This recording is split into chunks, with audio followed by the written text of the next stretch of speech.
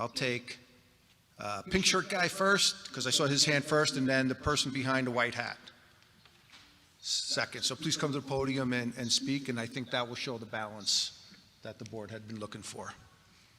Jeff Dykeman, community member, ELAC, Equity Leadership Advisory Council. I'm here in opposition to CRT resolution. The resolution is contradicting. In the beginning, the resolution, it states, shall not restrict academic freedoms, yet the board members are voting to be the first school district in the state of Colorado to ban CRT. Isn't that restricting? It goes to say, provide comprehensive education, neither sanitize its past nor deny the possibility of moral progress, critical thinking, and instruction regarding the founding ideals of our nation. Our nation was developed and built on racism.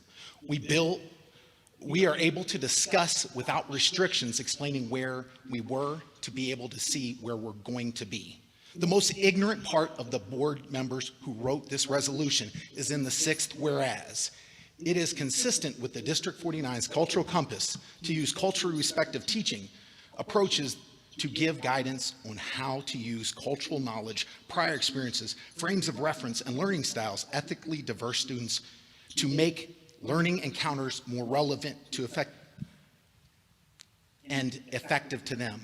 This is a definition of counter storytelling, which is one of the major tenets of critical race theory. So without knowing, whoever wrote it actually used a tenet of CRT to explain why they don't want CRT. A brief history, D49 failed to be in compliance with the Department of Justice agreement dated 25 January 2010 for racial discrimination. They again violated that in 2019 and have to work on that resolution. In the last portion of this resolution, it lists the school shall not engage in racial bias or stereotyping.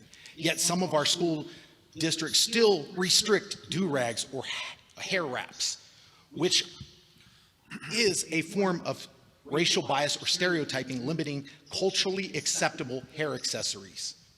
Court cases have proof that.